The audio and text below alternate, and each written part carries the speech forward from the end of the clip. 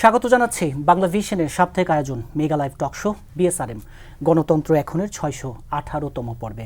সাথে আছে তাইমুর রশিদ। আমার সাথে আজকে আলোচনার জন্য স্টুডিওতে উপস্থিত আছেন চারজন অতিথি। আমার হাতে ডানে আছেন সাবেক সচিব ও রাষ্ট্রদূত এম হুমায়ুন কবির, আছেন বাংলাদেশ ডিফেন্স জার্নালের সম্পাদক আবু রুশদ।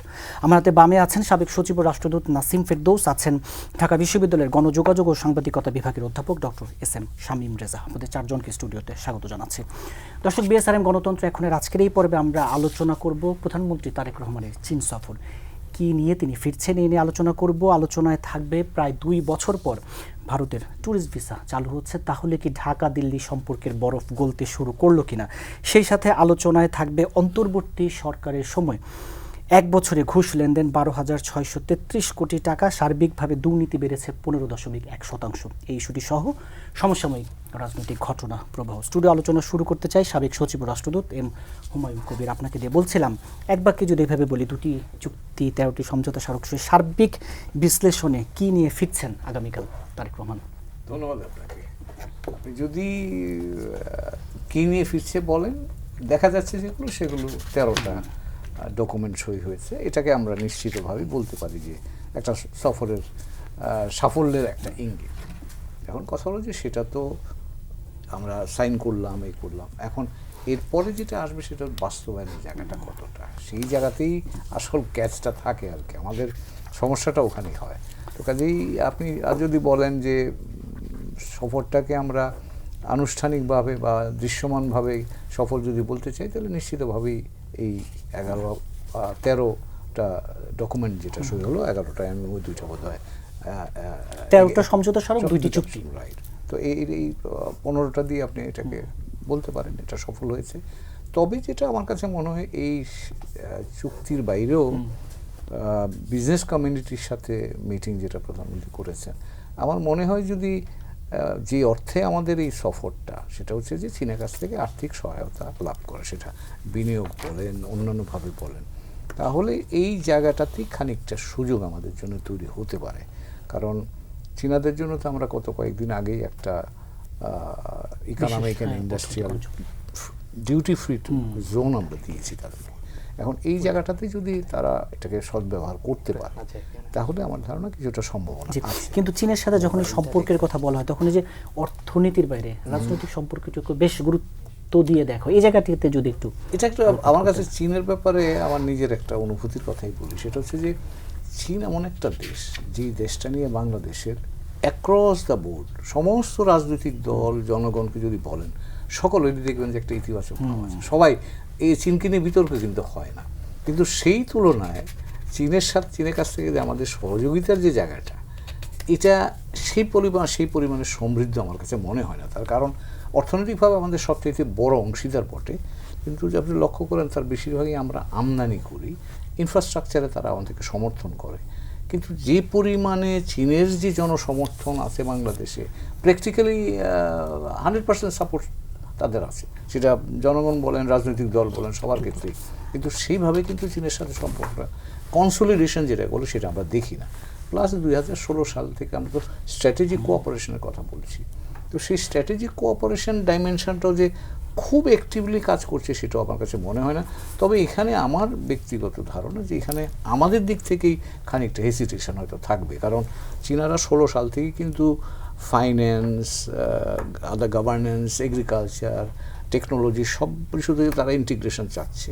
কিন্তু আমাদের দিক থেকে একটু হেসিটেশন বোধহয় আছে যে আমরা কতটা যাব। আমরা মূলত ফোকাস করি 2টা জায়গাতে, চীনের 2-3টা। একটা হচ্ছে ইনফ্রাস্ট্রাকচার, ইম্পোর্ট আর ডিফেন্স কোঅপারেশন। এই বড় দাগ মোটা দাগ এই 3টা জায়গাতেই চীনাদের সাথে বেশি। অন্য জায়গাগুলোতে কিন্তু আমরা চীনাদের সাথে বিস্তারিত আলোচনা আরো করবো। তাহলে একেবারে মোটা দাগে যদি প্রশ্নটা আবার এভাবে করি, যে চীন সফর থেকে কি বার্তা মিলল, কি নিয়ে তিনি ফিরছেন, একেবারে মোটা দাগে যে এই একটা যদি হয়, ধরেন প্রধানমন্ত্রী বা সরকার প্রধান পর্যায়ে একটা ব্যক্তিগত যোগাযোগ পরিচয়, এটা কিন্তু গুরুত্বপূর্ণ উপাদান। কারণ এই নিচের প্রক্রিয়াগুলোকে এক্সেলারেট করার জন্য এটা কাজে লাগে। তো এটা আমি নেট ধরতে পারি যে প্রেসিডেন্ট, প্রধানমন্ত্রী, অন্যান্য সেটাই বলছি। তো এটা একটা অর্জন হিসেবে দেখতে পারে। আর আমি আশা করছি, এখন তো টেঞ্জিবল কিছু দেখিনি, এই চুক্তির ফলে চীনা বিনিয়োগ যদি কিছু আসে, কিছু আর্থিক সাহায্য আমাদের জন্য বা সহায়তা যদি আসে, তাহলে সেটাকে আমি ইতিবাচকভাবে। জি, আবার আপনার কাছে আসবো। সাবেক সচিব ও রাষ্ট্রদূত নাসিম ফেরদৌস, এই যে অংশীদারিত্বের নতুন উচ্চতায় চীন বাংলাদেশের প্রধানমন্ত্রী নিজেই বলছেন যে উন্নয়নে, যে চীনের সঙ্গে যে সম্পর্ক উন্নয়ন, সেই জায়গায় পররাষ্ট্র নীতির অন্যতম অগ্রাধিকার হবে, তারেক রহমান নিজেই বলছেন। সেই জায়গায় এম হুমায়ুন কবিরও বলছিলেন যে আপনার কাছে এভাবে প্রশ্নটা রাখতে চাই, আপনি কি দেখেন এই পুরো সফরের বার্তাটা কি দেখেন, যদি একেবারে নির্যাসটুকু বলেন। ধন্যবাদ আপনাকে। আসলে যেটা হুমায়ুন বলেন, চীনের সাথে তো আমাদের সম্পর্ক দীর্ঘদিনের, আর প্রথম সম্পর্ক শুরু হয়েছিল প্রেসিডেন্ট জিয়াউর রহমান সাহেবের সময়। পরবর্তীতে একটা বড় মাপের বা বড় দাগের একটা সম্পর্ক হয়েছিল বেগম খালেদা জিয়া যখন প্রথম না সেকেন্ড টাইম যখন প্রধানমন্ত্রী হলেন, তখন একটা ভিজিট হলো বাংলাদেশে, চীনের প্রধানমন্ত্রী করেছিলেন।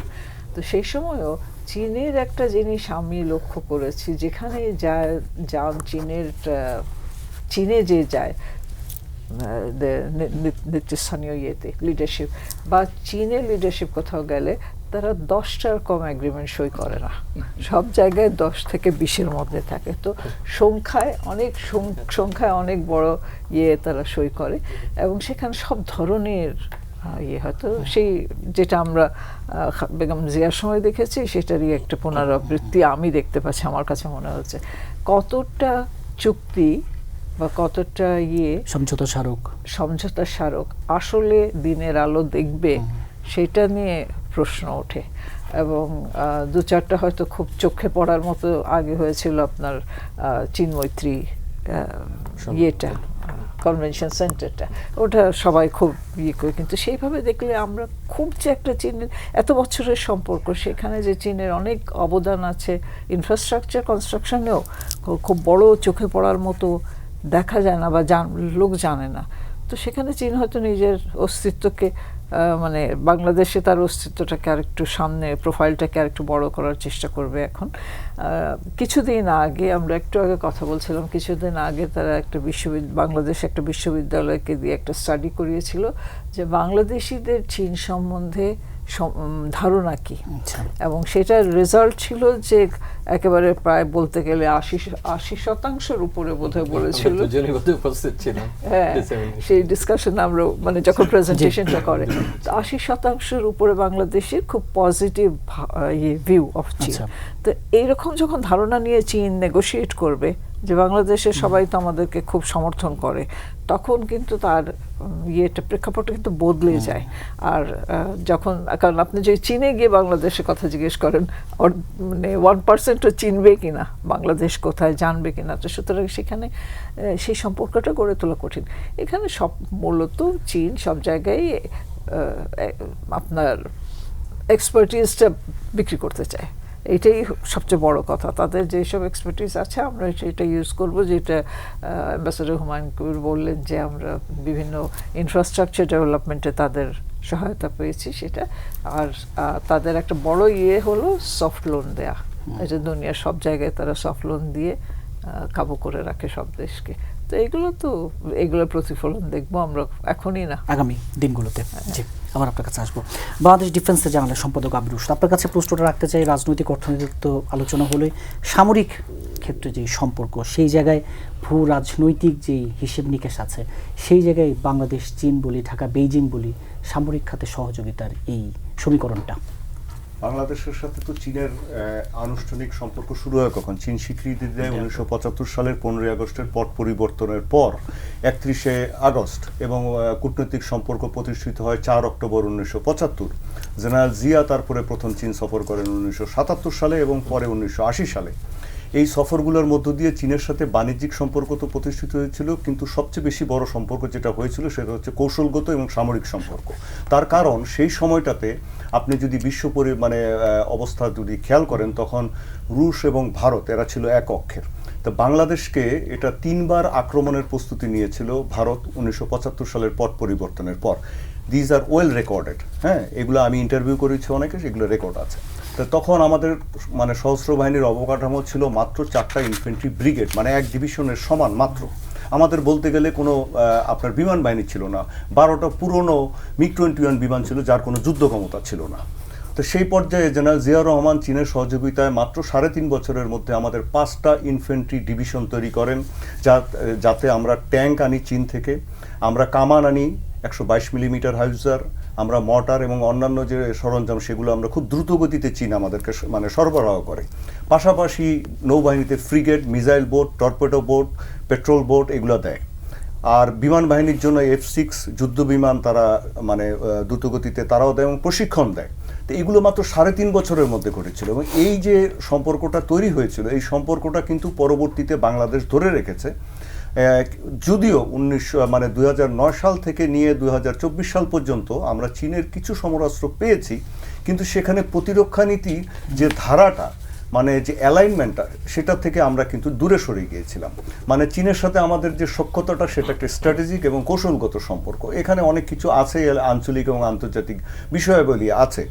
যেমন ধরেন এই যে জনাব তারেক রহমান এখন চীনে যাচ্ছেন, এই চীনে যাওয়ার জন্য আমি বলবো যে এটা তো বাংলাদেশের অভ্যন্তরীণ ব্যাপার। উনি ভারতেও যেতে পারতেন, উনি সৌদি আরবেও যেতে পারতেন, উনি চীনে গেছেন তার কারণ আমাদের বিনিয়োগ দরকার, আমাদের অর্থনৈতিক অবস্থা উন্নতি দরকার, এরকম অনেক কিছুই আছে। কিন্তু দেখেন গত কয়েকদিন থেকে ভারতীয় পত্রিকাগুলো, আমি বাংলাদেশের কথাও বলছি, বাংলাদেশেরও কিছু মহল আছে, ভারতীয় পত্রিকাগুলো এমনভাবে মানে চিৎকার চেঁচামেচি শুরু করেছে যে এটা একটা খুব দৃষ্টিকটু পর্যায়ে বলে, এবং তাদের সরকারি পর্যায় থেকে বলা হয়েছে যে বাংলাদেশ জেট এনসি 24টা কিনবে, এটার জন্য তারা উদ্বেগ প্রকাশ করছে। এখন দেখেন আনন্দবাজারের রিপোর্ট কি বলছে। আনন্দবাজার বলছে একটা নয়, দুটো নয়, চীন থেকে 24টা যুদ্ধ বিমান কিনছে বাংলাদেশ। আচ্ছা বলেন, এটা একটি দৈনিক পত্রিকার, আমি একজন সাংবাদিক, আপনি একজন সাংবাদিক। আচ্ছা, ভারতীয় বিমান বাহিনীর 1600-র মতো আপনার যুদ্ধ বিমান, ট্রেনার জেট, হেলিকপ্টার, পরিবহন বিমান আছে। তো বাংলাদেশ এই 24টা দিয়ে ওর কি ক্ষতি করতে পারবে? বাংলাদেশ ন্যূনতম ব্যালেন্স অফ পাওয়ারের জন্য হয়তো এগুলো কিনছে, বাংলাদেশ হয়তো আরও কিছু সমরাস্ত্র দরকার, সেগুলোর জন্য চেষ্টা করছে। এখন আপনি টাইমস অফ ইন্ডিয়াতে যান, ইন্ডিয়া টুডেতে যান, এনডিটিভিতে যান, এগুলোতে বলা হচ্ছে যে পাকিস্তান যে যুদ্ধ বিমান দিয়ে গত বছর অপারেশন সিঁদুরে রাফাল বিমান ফেলেছিল, এখন তা বাংলাদেশ পাচ্ছে। আচ্ছা, এত উদ্বেগ ওদের কাছ থেকে আসছে। ওরা একটা বড় দেশ, ধরেন বাংলাদেশের কিছু লোকজন বা বাংলাদেশের কিছু গোষ্ঠীও চিল্লাচিল্লি মানে চিৎকার চেঁচামেচি করে এই সমস্ত বিষয় নিয়ে, যে এই আমরা চীন থেকে এটা আনছি সেটা আনছি, মানে ভারতকে লক্ষ্য করে। এগুলো আসলে সেই বিষয়টা না। এটা ভারত মানে চীনের গ্লোবাল টাইমসও বলা হয়েছে যে এই বিষয়টা ভূকৌশলগত বা ভূ রাজনৈতিক বিষয় নয়। এবং চীন বাংলাদেশ সম্পর্ক বিষয়ে দিল্লিকে নাক গলাতেও কিন্তু আপনার একটা মানে অনুরোধ করেছে। এখন এগুলো যদি আপনি দেখেন আমাদের ন্যূনতম ডেটারেন্স দরকার, সাম্যাবস্থা দরকার। আমাদের এখানে রোহিঙ্গা সমস্যা সমাধানের জন্য চীনের সহায়তা দরকার। আপনি এটা কোনোভাবেই তাদের সহায়তা ছাড়া পারবেন না। এই যে বার্মা অ্যাক্ট বাস্তবায়ন হচ্ছে, ব্রেভ বার্মা অ্যাক্ট মার্কিন যুক্তরাষ্ট্রের সহযোগিতায়, এই বিষয়গুলো তো আমাদেরকেও এফেক্ট করে। আমাদেরও হিল ট্র্যাক্সের ব্যাপার আছে, আমাদেরও অন্যান্য বিষয়ে দেখতে হয়। আরেকটা বিষয় হচ্ছে বড়, যে আমাদের বর্তমানে নিরাপত্তা ছত্রছায়া দরকার, সিকিউরিটি আমব্রেলা দরকার। আপনাদের যদি স্মরণ থাকে 1/11-এর পর এখানে যে ভারতীয় রাষ্ট্রদূত ছিলেন পিনাক রঞ্জন চক্রবর্তী, তিনি খুব মানে আপনার উদ্ধত স্বরে, আমি যখন দৈনিক পত্রিকায় রিপোর্টটা মনে হয় আমি করেছিলাম তখন, যে উদ্ধত স্বরে বলতেন যে বিএনপি হচ্ছে চীনের ছাতা, এ ছাতা ভেঙে দিতে হবে। ভারতীয় পত্রিকাগুলো আনন্দবাজার সহ কিন্তু এই রিপোর্ট করতেন। বিএনপিকে কেন ভারতের ছাতা বলা হচ্ছে? এই যে উনি বললেন যে বাংলাদেশের বেশিরভাগ মানুষ চীনকে সমর্থন করে। কারণ বলা হচ্ছে যে আদর্শগত যে বিষয়টা আছে, স্ট্র্যাটেজিক যে বিষয়টা আছে, এই বিষয়টা সূত্রপাত করেছিল বিএনপি, জেনারেল জিয়াউর রহমান। এখন ওই ধারাবাহিকতাটা যদি এখন আবার ফেরত আসে, এটা নিয়ে অনেকে চিন্তিত। এটা নিয়ে যে মার্কিন যুক্তরাষ্ট্র চিন্তিত তা মনে হয় না, তারা কোনো উদ্বেগ প্রকাশ করেনি। এটা নিয়ে আপনার অন্য কোনো দেশ মায়ানমারও উদ্বেগ প্রকাশ করেনি। কিন্তু উদ্বেগ প্রকাশ করছে অযথা আরেকটি রাষ্ট্র, উদ্বেগ প্রকাশ করছে আমাদের কিছু লোকজন আর কি। তো এই জিনিসটা মনে হয় ওইদিকে না। আমরা চাই যে আমাদের সশস্ত্র বাহিনীর আধুনিকায়ন প্রয়োজন আছে, সেই প্রয়োজনের জন্য যতটুকু আমাদের দরকার, মিনিমাম যতটুকু আমাদের মানে প্রয়োজন এবং আমাদের অর্থনৈতিক ক্যাপাসিটির মধ্যে যতটুকু আমরা পারি সেটুকু আমরা হয়তো চীন থেকে সংগ্রহ করবো। আবার আপনার কাছে আসবো অধ্যাপক doctor S M Shamim Reza. এই যে অর্থনৈতিক, রাজনৈতিক, সামরিক, আপনার সাথে আপনাকে প্রশ্নটি রাখতে চাই, এই যে বিএনপি এবং চীনের কমিউনিস্ট পার্টির মধ্যে সমঝোতা সড়ক এবং যে দলের সাথে দলের একটা সৌহার্দ্যপূর্ণ সম্পর্ক এবং সামগ্রিক দৃষ্টিতে ভারতের উদ্বেগ এবং ঢাকা বেজিং সম্পর্ক। ওই ছোট ছোট উদাহরণ দিচ্ছিলেন, তাহলে আপনাকে আর একটা অনুষ্ঠান একদিন করতে হবে।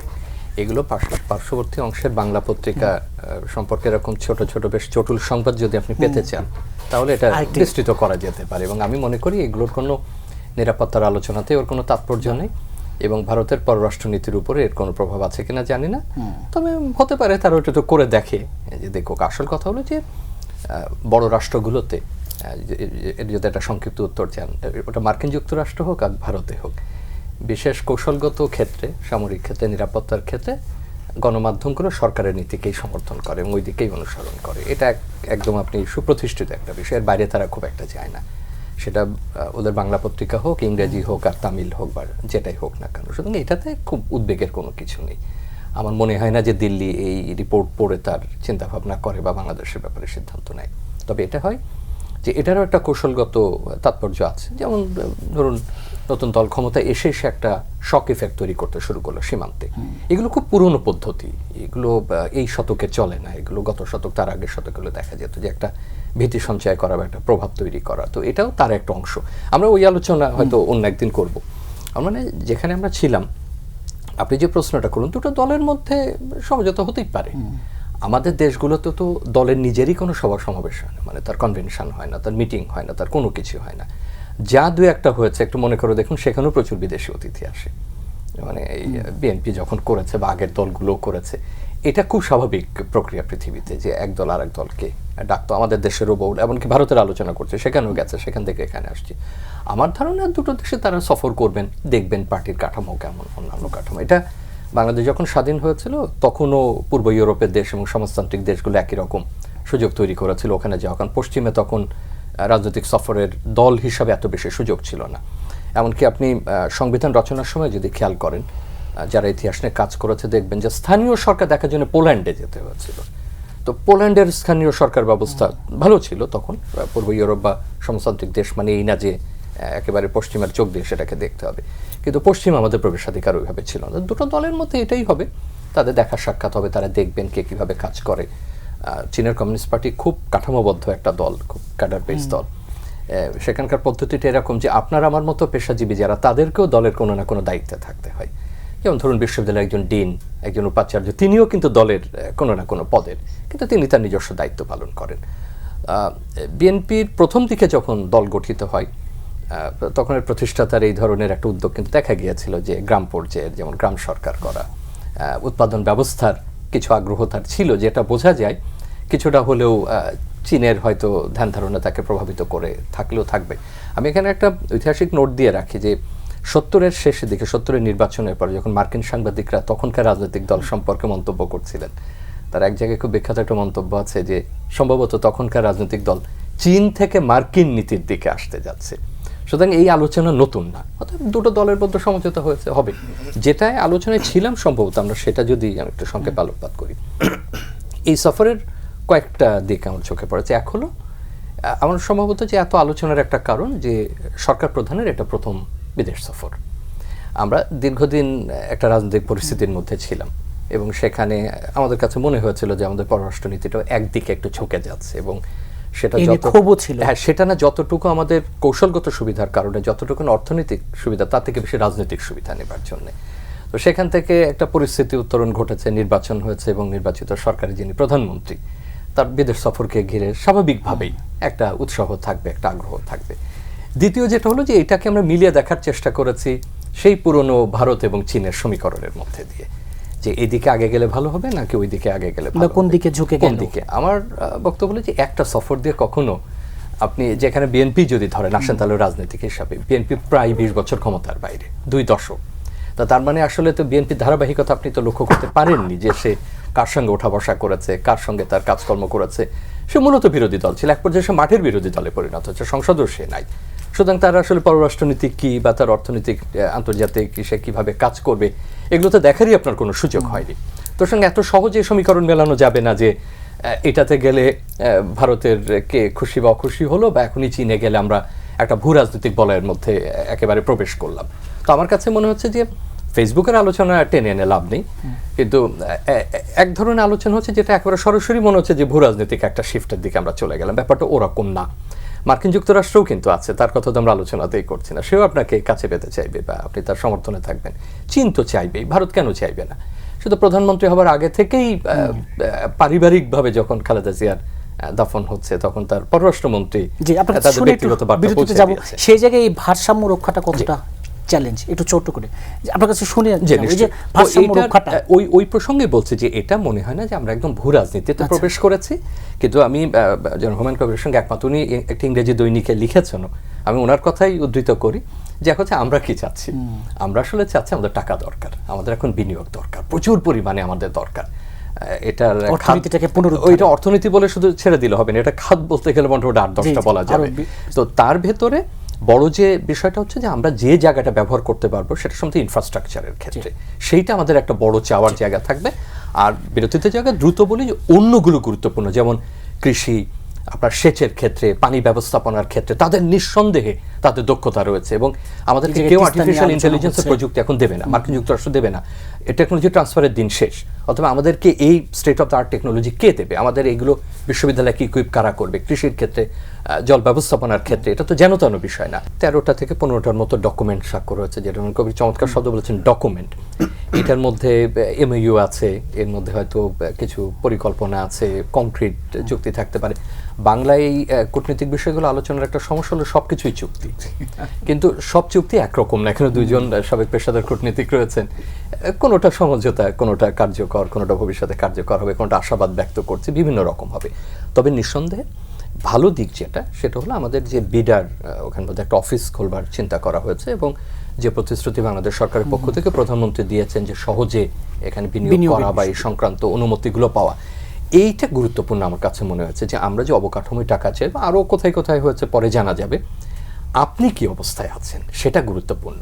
আপনি যদি এখানকার যিনি নেবেন সেই পাত্রটা ঠিক না হয়, সেই পরিবেশ ঠিক না হয়, সেই ব্যুরোক্রেসি যদি ঠিক না হয়, তাহলে আপনি যত টাকারই বিনিয়োগ আনেন না কেন সেটা কিন্তু অবকাঠামো অন্য কোনো ক্ষেত্রে আপনি আমাদের অভ্যন্তরীণ অবস্থাটা কিন্তু খুব দুর্বল। যেমন একটা ছোট চুক্তি লক্ষ্য করেছি সাংহাই মিডিয়া গ্রুপের সঙ্গে, বিটিভি অর্থাৎ বাংলাদেশ টেলিভিশন, বাংলাদেশ বেতার, বাংলাদেশ সংবাদ সংস্থা, রাষ্ট্রীয়। আমি যদি প্রশ্ন করি যে এখন পর্যন্ত বিটিভি নিজের পারফরমেন্সটা মূল্যায়ন করা হয়েছে কিনা, এখন সে যে অবস্থায় আছে, এখন সাংহাই মিডিয়া গ্রুপকে বিটিভির সঙ্গে আসলে সে সিজিটিএনের মতো হয়ে উঠবে হঠাৎ করে, পারবে? সেটা কিন্তু একটা কেন্দ্রীয় শাসিত দেশ, কিন্তু তার যে আন্তর্জাতিক চ্যানেলগুলো তৈরি হচ্ছে সে এখন মনে করে যে যেভাবে আল জাজিরা চলে, যেভাবে বিবিসি চলে, সিএনএন চলে, ওই মাত্রায় সে তার আন্তর্জাতিক ভাষার টেলিভিশন চ্যানেলগুলোতে নিয়েছে। বেতারের নিজস্ব মূল্যায়নই আমরা কখনো করিনি। এখন আপনি ওখান থেকে যত সহযোগিতায় নেন না কেন, হয়তো প্রযুক্তিগত কিছু উন্নয়ন করলেন, একই রকম বাংলাদেশ সংবাদ সংস্থা নিয়ে অনেক ধরনের আলোচনা আছে, সর্বশেষ মিডিয়া কমিশনের সেটা নিয়ে বহু রকম আলোচনা আছে। তো নির্ভর করে আসলে কিসের জন্য চুক্তিটা হচ্ছে, কি ক্ষেত্রে। এখানে বাণিজ্যের যে আমাদের আকাঙ্ক্ষাটা বিনিয়োগের, সেটা যদি সফল হয়, বিডা যে উদ্দেশ্যে যাচ্ছে সেটা হয়। আর একটা কথা খুব দ্রুত বলি যে যেটা জিডিআই সংযুক্ত হওয়ার যে আলোচনাটা হচ্ছে, এমনি বাংলাদেশ তো কিছুতে আছে, বেল্ট অ্যান্ড রোড ইনিশিয়েটিভের কোনো কোনো ক্ষেত্রে তো সে আছে যুক্ত, সেইটা হয়তো আমাদের ভূ রাজনৈতিক আলোচনার ক্ষেত্রে পরবর্তীতে আমরা এগোতে পারবো যে যদি সেটাতে হয়। কিন্তু এটা দিয়ে যে একেবারে ভারত আগে গেল না, চীন আগে গেল, আমরা ভূ রাজনীতির মধ্যে চলে গেলাম, এত দ্রুত সম্ভবত এই ধরনের আলোচনা টেনে আনা ঠিক হবে না। হুমায়ুন কবির, যে আলোচনাটা শুরু থেকেই ছিল, ভারত গেলেন না আগে, আগে কোথায় গেলেন, যেটা আবরুষ্ট বলছিলেন, সেই জায়গায় যে নতুন নতুন মানে বৈশ্বিক মানে উদ্যোগের সাথে বাংলাদেশের যুক্ত হওয়া, সেই জায়গাটি এবং সামরিক মানে খাতে সহযোগিতার জায়গাটা আবরুষ বলছে, এই জায়গায় সামগ্রিক দিক থেকে যে ভারতের কিছুটা উদ্বেগ বলি, নাখোশ হওয়া বলি, এবং ঢাকা বেইজিং সম্পর্ক, এখানে আমি বলবো যে ভারতের উদ্বিগ্ন হওয়ার তো কারণ নাই। তার কারণ হলো যে আপনি এখনকার বাংলাদেশের বাস্তবতা, আমরা যে কোনো দেশের পররাষ্ট্রনীতিটাই পরিচালিত হয় ওই দেশের অভ্যন্তরীণ চাহিদার ভিত্তিতে, স্বার্থের ভিত্তিতে। এই মুহূর্তে আমার যা প্রয়োজন, আমি ভারত কি পারবে আমাকে বিলিয়নস অফ ডলার সাহায্য করতে, বিলিয়নস অফ ডলার ইনভেস্টমেন্ট করতে, আমার এখানে এমপ্লয়মেন্ট জেনারেশনে কাজ করতে পারবে? গেল একদিক। এখন যে রাজনৈতিক বাস্তবতা, তাতে কি তার সেই সুযোগটা আছে? সরকার কি এই সিদ্ধান্ত নিতে পারবে মানুষের চিন্তা ভাবনার আলোকে? তো কাজে আমাকে সহজভাবে বুঝতে হবে যে আমার এখানে বিনিয়োগ দরকার, আমার অর্থনৈতিক সাপোর্ট দরকার, এমপ্লয়মেন্ট দরকার। তো এইগুলো করে এখন কে পারবে? আপনার চীন হচ্ছে সব। এই যে মালয়েশিয়া ঘুরতে গেছেন কি জন্য? মালয়েশিয়া কিন্তু একই উদ্দেশ্য। এবং একটা জিনিস লক্ষণীয় যে এবার যেটা আমার কাছে নতুনত্ব মনে হচ্ছে, এবং আমি খুব এটা ভালো মনে করছি এবং সেটা সমর্থনও করি, যে এই প্রথাগত যে আমরা ট্রানজ্যাকশনগুলো করি, এবার তাতে একটু বাইরে গিয়ে নতুন উপাদান নিয়ে আমরা কাজ করি। যেমন ধর সেমিকন্ডাক্টর টেকনোলজিতে যে ফোকাসটা দিচ্ছি, আমরা কিন্তু এই গার্মেন্টস 40 বছর ধরে গার্মেন্টসই করছি, এখন ডাইভার্সিফিকেশনটা খুব জরুরি দরকার। যদি ডাইভার্সিফাই করতে পারি, আমার এখানে রিসোর্স জেনারেটেড হবে, এমপ্লয়মেন্ট অপরচুনিটি হবে, এবং আমার এক্সপোর্ট ডাইভার্সিফিকেশনটা, আমার এক্সপোর্টের সুযোগ বাড়বে। তো সেই জায়গাগুলো, এবং আমার ধারণা মালয়েশিয়াতেও সেটা আলোচিত হয়েছে, এবং সেটা যদি ঘটে তাহলে আমি খুব খুশি হব। আমি মনে করছি যে চীনেও এই বিষয়টা নেই, চীনাতে তো ব্যাপক ক্যাপাসিটি আছে। চীন যদি সত্যি সত্যি আমাকে সাপোর্ট করতে চায় তাহলে কিন্তু এটা বড় ধরনের একটা সমর্থন আমি পাবো, এবং এক্ষেত্রে আপনি মার্কিনদের সহায়তা পাবেন না, ভারতের সেই সহায়তা নাই, সুযোগ নাই। তো কাজে আপনি যাবেন কোথায়? কাজে এতে করে মন খারাপ হওয়ার তো কারণ নাই। আমরা সক্ষমতা, আমার চাহিদা এবং যার কাছে যাচ্ছি তার সক্ষমতা, এই দুটোর আলোকিত আমরা সিদ্ধান্ত নিচ্ছি। তো কাজেই এখানে আমি মনে করব যে এটাকে আমি এটাতে ওইভাবেই ব্যাখ্যা করতে চাই যে আমি তো আমার প্রয়োজন তাগিদে চাচ্ছি, এবং প্রত্যেকের সাথে আমাদের সম্পর্কের ভিত্তি কিন্তু আলাদা। ভারতের সাথে আমার নিরাপত্তা ইস্যু আমার আছে, চীনের সাথে নিরাপত্তা ওইভাবে নাই, কৌশলগতভাবে সেটা আছে। তো ভারতের সাথে আমার নিরাপত্তা নিয়েই আমাকে ব্যস্ত থাকতে হবে। এখানে অর্থনৈতিক আছে, খানিকটা কারণ নিকট প্রতিবেশী আছে, কিন্তু সেটারও লিমিটেশন আছে। চীন থেকে আমরা 20 বিলিয়ন আমদানি করি, ভারত থেকে আনি 10-11 বিলিয়ন ডলার। এখন চীনের সক্ষমতা বেশি আছে, কাজে তার ওখান থেকে আমার আমদানি করার সুযোগও বেশি আছে। ভারত থেকে আমি চাইলেও তো 20 বিলিয়ন ডলার যেতে পারবো, কারণ সেই সক্ষমতা তো ভারতের নাই। কাজেই আমরা প্রত্যেক দেশের সাথে আমি মনে করি যে আমরা আমাদের প্রয়োজনের আলোকে আমরা আমাদের স্বার্থে যার সাথে যেরকম সম্পর্ক তৈরি করা দরকার সেভাবে আমরা কাজ করব। এতে করে এটাকে কার পক্ষে বিপক্ষে ইন্টারপ্রিটেশনের কোনো সুযোগ আছে বলে আমার মনে হয় করা উচিত। জি, সেই আলোকে তারেক রহমানের প্রথম বিদেশ সফর, এভাবে যদি বলি, প্রথম মালয়েশিয়া, তারপর চীন, পুরো এই সফরকে কেন্দ্র করে, অর্থাৎ তার যে পররাষ্ট্র নীতির যেই মানে দিক নির্দেশনাটা বা ভিশনটা উনি দেখাচ্ছেন সেটা নিয়ে উনি তো বলছেন বাংলাদেশ ফার্স্ট, তার অর্থটা যদি আমি বুঝি সেসব আমার চাহিদা অনুযায়ী আপনি যেটা বলছেন যে আমার স্বার্থ কোথায়, আমার স্বার্থটাকেই আমি প্রধান দেখব, এবং আমার স্বার্থের স্বার্থে এই মুহূর্তে সাজুর্য জায়গা কোনটা আছে সেটাকে আমি দেখব। এমনও হতে পারে সে ভারতের সাথে সে নেক্সট ভিজিটও হতে পারে, কিন্তু এটাকে আমরা ডায়াকোটমি মানে হয় এটা নয় ওইটা আইদার অর, ওই আমার মনে ওই ফ্রেমটা বোধ হয় এখন আর চলে না। কারণ বিশ্ব এখন এত বেশি পরিবর্তিত হচ্ছে। মালয়েশিয়াতে গিয়ে আমরা প্রথম ভিজিট করবো, এটা কি কেউ আগে আমরা চিন্তা করেছি কিনা? কিন্তু আপনি জানেন সেমিকন্ডাক্টর এক্সপোর্টে মালয়েশিয়ার 60% এক্সপোর্ট হচ্ছে সেমিকন্ডাক্টর। মালয়েশিয়া কিন্তু এই আসিয়ার মধ্যে সবচেয়ে অ্যাডভান্স কান্ট্রি এখন। ইন্দোনেশিয়া আর একটা নিচের দিকে তৈরি হচ্ছে। এই দেশগুলো কিন্তু আমরা খুব বড়ভাবে দেখিনি, কিন্তু আমাদের জন্য এখন খুব গুরুত্বপূর্ণ ভূমিকা এরা চলে আসছে। কাজে আমি সেই সুযোগ নেব, এবং সেই বিচারেই আমার ধারণা যে আমি ওখানে প্রথম গেছি। আমাদের ট্রেডিশনাল কি বলে জনশক্তির বাজার আছে, কিন্তু এবার আমার ধারণা সফরটা তার থেকে বেরিয়ে একটা নতুন উপাদান যোগ করার জন্য চেষ্টা করেছে, এবং that could be supplemented by China visit. China থেকে আমরা আরও যদি চায়না এবং মালয়েশিয়া থেকে মিলিয়ে যদি আমরা ডাইভার্সিফিকেশন দিয়ে যেতে পারি, বিডার চেয়ারম্যানের উপস্থিতি কিন্তু সেই দিকে ইঙ্গিত করছে যে আমরা এই জায়গাটাতে যথেষ্ট গুরুত্ব দিচ্ছি। শুধু বিনিয়োগ না, বিনিয়োগটা কোন এলাকায় আমরা করতে চাই বা পেতে চাই সে ব্যাপারে কিন্তু একটা মোটামুটি ধারণা পাওয়া যাচ্ছে। So that's a good news আমি মনে করি, এবং এটা যদি হয়, এটা যদি আমাদের এখানে বাস্তবায়িত করতে পারি, তাহলে আমি এটাকে মনে করবো যে ভিজিটটা সত্যি সত্যি সফল ভিজিট হয়েছে। জি, নাসিম ফেরদৌস, আপনি কি মনে করেন কিনা সত্যি সত্যি দুটো দেশি ভিজিট সফল হলো? এবং একটু যদি এই যে তিস্তা মহাপরিকল্পনার যুক্ত যে আলোচনাটা হচ্ছে চীনের সাথে, এই জায়গাটি যদি একটু স্পেসিফিক আবার রিপিট করেন স্যার, কিসে? পুরো তিস্তা মহাপরিকল্পনা। দেখুন, তিস্তার ব্যাপারে আসলে আমরা সবসময় একটু বেশি কি বলবো, বেশি ইমোশনাল, আবেগী এবং কোনো কারণ ছাড়া। কারণ তিস্তা একটা হলো তিস্তা, হ্যাঁ ঠিক আছে, ভারত পানি ছাড়ে বা পানি কন্ট্রোল করে, কিন্তু সেটার সাথে চায়নাকে ওইভাবে জড়িয়ে দেওয়ার কোনো সুযোগ আছে বলে আমি মনে করি না। হ্যাঁ, উৎপত্তি ওখানে হতে পারে, তো সব জায়গারই তো পানি উৎপত্তি উপরে উঁচুতে থেকে আসে। এইটা তিস্তার ব্যাপারটা চীন যে সমস্যার সমাধান করে দিবে এটা আমি বিশ্বাস করি না। এখানে আপনার ভারতের সাথে আমাদের নেগোসিয়েশন করতেই হবে, সেটা আলাদা ব্যাপার। এবং প্রজেক্ট যেটার কথা বলা হচ্ছে, এগুলো অনেক বড় পরিকল্পনা এবং বড় প্রজেক্ট। এগুলো মানে বাস্তবায়ন করতে হলে যেসব লাগবে, সেখানে আপনার ভারতের সাথে এটা একত্রিতভাবে তিনটা দেশ এটা আলোচনায় আনতে হবে। এছাড়া কী করবে, ভারতকে বাদ দিয়ে চীনের সাথে আমরা পানির সমস্যার সমাধান করে ফেলতে পারবো, এটার কোনো যৌক্তিকতা নাই, এই আলোচনার কোনো যৌক্তিকতা নাই। সুতরাং এইখানে তিস্তার পানির জন্য মানে তিস্তার পানি চলে আসবে কালকেই এই ধরনের চিন্তা ভাবনা করা, বা একেবারে ভারতকে পাশ কাটিয়ে ভারতকে পাশ কাটিয়ে তো করতে পারবে না, ভারতের মধ্যে দিয়ে পানিটা আসতে হবে। সুতরাং সেখানে এইগুলোতে আমি মনে করি না যে এই ভিজিটে আমি মনে করি না কি ভারতকে কোনোভাবে কোনো ইঙ্গিত করা হয়েছে বলে বা ইঙ্গিত করার কোনো উদ্দেশ্য ছিল বলে আমার মনে হয় না। যেটা হয়েছে যে ভারতেও তো এখন ইলেকশন চলছে, শেষ তো হয়নি, সামনে তাদের জাতীয় নির্বাচন আছে। এই জন্য এখনই যে ভারতের সাথে সুসম্পর্ক গড়ে তোলে যাবে এরকম পরিস্থিতি না।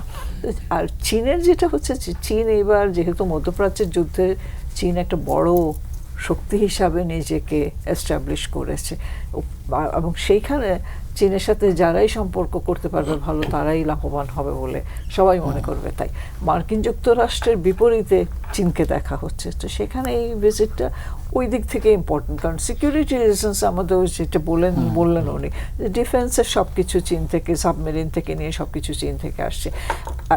মানে আপনি যে ঐতিহাসিকভাবেও দেখেন, একটা সময় ছিল যে চাইনিজ ডাক্তারে বাংলাদেশ, মানে ইস্ট পাকিস্তান, তৎকালীন ইস্ট পাকিস্তান চাইনিজ ডাক্তার ছিল, আমাদের তার কোনো ডাক্তারই ছিল না, বিশেষ করে ডেন্টিস্ট, চাইনিজ ডেন্টিস্ট ছাড়া কেউ ছিল না। তো এইগুলো তো মানে পরিবর্তনশীল।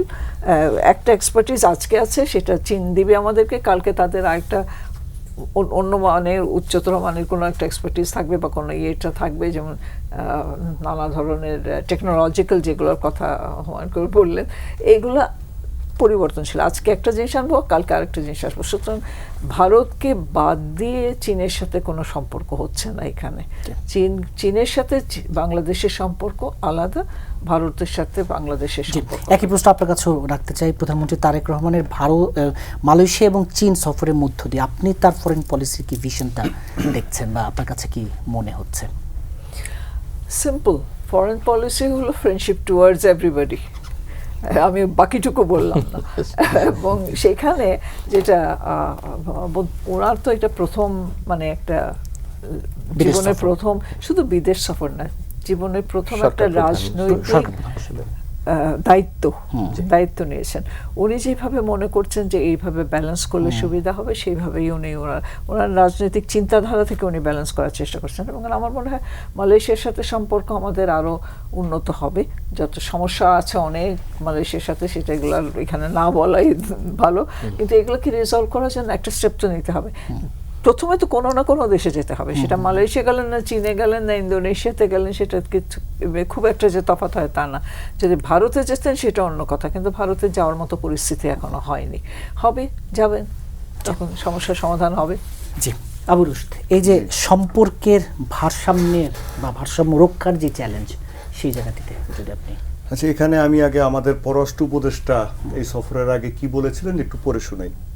যখন আমাদের যুক্তরাষ্ট্রে যাওয়ার প্রয়োজন হবে তখন আমরা যাব, যখন চীন যাওয়া দরকার হবে আমরা সেখানে যাব, সময় ও পরিস্থিতি অনুকূল হলে এবং প্রয়োজন হলে আমরা ভারতেও যাব, মধ্যপ্রাচ্যেও সফর হবে, কারণ আমরা বৈধ সরকার, জনগণের ম্যান্ডেট প্রাপ্ত সরকার, আমাদের কাউকে খুশি করার জন্য নাচতে হবে না। যেদিন গেলেন তার আগের দিন সংবাদ সম্মেলনে এই কথাটা বলেছেন। এখন দেখেন, আমরা বাংলাদেশ কি ভারত যখন আপনি বলতে পারেন যে হ্যাঁ এটা ভূরাজনীতির সাথে সম্পর্ক না, আমি বলছি যে ভূরাজনীতি সবকিছু নিয়ন্ত্রণ করে। আপনি অর্থনীতি যেমন অনেক কিছু নিয়ন্ত্রণ করে, আবার এই যে উত্তর কোরিয়ার কথা ধরেন, উত্তর কোরিয়ার কি কোনো অর্থনীতি আছে? কোনো অর্থনীতি নেই, কিন্তু উত্তর কোরিয়ার ভূরাজনৈতিক যে অবস্থান, উত্তর কোরিয়ার যে ডেটারেন্স, সেটা কি কেউ অস্বীকার করতে পারে না। ঠিক সেভাবে পাকিস্তানের অর্থনীতি বাংলাদেশের থেকে অনেক নিচে। সেখানে আপনার পাকিস্তানের যে মিলিটারি পাওয়ার, সেটা পৃথিবীর কেউ অস্বীকার করতে পারে না। আজকে গ্রেট ব্রিটেন, ফ্রান্স, জার্মানির থেকেও মিলিটারি পাওয়ার বেশি। হ্যাঁ, তো এখন ভূরাজনীতি, আমাদের দেশটা কোন জায়গায়? বঙ্গোপসাগর এলাকায়, মালাক্কা স্ট্রেটের পাশে। আমরা যারা খবর রাখি, যে এইগুলো বিষয় নিয়ে কাজ করি, আপনার ইন্দোনেশিয়া আপনি কি পরিমাণ সামরিক ক্ষমতা বাড়াচ্ছে অর্থনৈতিক ক্ষমতার পাশাপাশি। গত বছর ইন্দোনেশিয়া বিনিয়োগ হয়েছে $80 বিলিয়ন, আর মালয়েশিয়া বিনিয়োগ হয়েছে $118 বিলিয়ন। এই যে উনি বলছিলেন সামরিক খাতে, নো শুধু বিনিয়োগ হয়েছে। আচ্ছা, এখন এই বিনিয়োগ কেন হলো? মালয়েশিয়াতে বিনিয়োগ হয়েছে, মালয়েশিয়া হচ্ছে সেকেন্ড গ্রেড এন্ড থার্ড গ্রেডের যে চিপ তৈরি করে পৃথিবীতে, এবং সেমিকন্ডাক্টর এগুলো মালয়েশিয়াতে তৈরি হয়। ফার্স্ট গ্রেডের চিপ তৈরি হয় তাইওয়ান, জাপান অ্যান্ড সাউথ কোরিয়াতে। এখন সেকেন্ড অ্যান্ড থার্ড গ্রেডের চিপ কী কাজে লাগে? আপনার যে পরিবহন বিমান বলেন, এই যে যাত্রীবাহী বিমান, ফাইটার এয়ারক্রাফট, আপনার এই সমস্ত বিষয়ে আপনার সাবমেরিন বা জাহাজ এগুলোতে আপনার এই চিপগুলো লাগে, আর সেমিকন্ডাক্টরও লাগে। আর এক নম্বর মানে ফার্স্ট গ্রেডের যে চিপ, এগুলোতে মহাকাশযান, আপনার এই যে মার্কিন যুক্তরাষ্ট্র এআই কী করছে এগুলোতে, এগুলো আমরা বুঝতে পারবো না। তো এখন ইন্দোনেশিয়াতে এত সামরিক সক্ষমতা বাড়ানো হচ্ছে কেন? ইন্দোনেশিয়ার তো দরকার নেই, ওর পাশে সব বন্ধুপ্রতিম রাষ্ট্র। Malaysia is a friendly country, Singapore is a friendly country, Australia is a friendly country. কেন বাড়ানো হচ্ছে? দ্বিতীয় মহাযুদ্ধের পর জাপান প্রথম ইন্দোনেশিয়ার সাথে সামরিক টেকনোলজি ট্রান্সফার চুক্তি করেছে। আপনার ইন্দোনেশিয়া 8টা জার্মান সাবমেরিন কিনছে আধুনিক, 8টা ডেস্ট্রয়ার কিনছে, 60টা আপনার F-16 যুদ্ধ বিমান আনছে। এছাড়াও তার যে আপনার নিজস্ব প্রোডাকশন, টার্কির সাথে মিলে যে ট্যাঙ্ক প্রোডাকশন করছে, এগুলো কি কারণে? ইন্দোনেশিয়া কার সাথে যুদ্ধ করবে? এটা হচ্ছে ডেটারেন্স। আপনাকে রাখতে হবে, আপনি যত দুর্বল রাষ্ট্র হন। বাংলাদেশ নিজে কখনো কনফ্লিক্ট তৈরি করেনি, কিন্তু বাংলাদেশ বহুবার কনফ্লিক্টের মধ্যে পড়েছেন, এটা আমার থেকে উনি ভালো জানেন।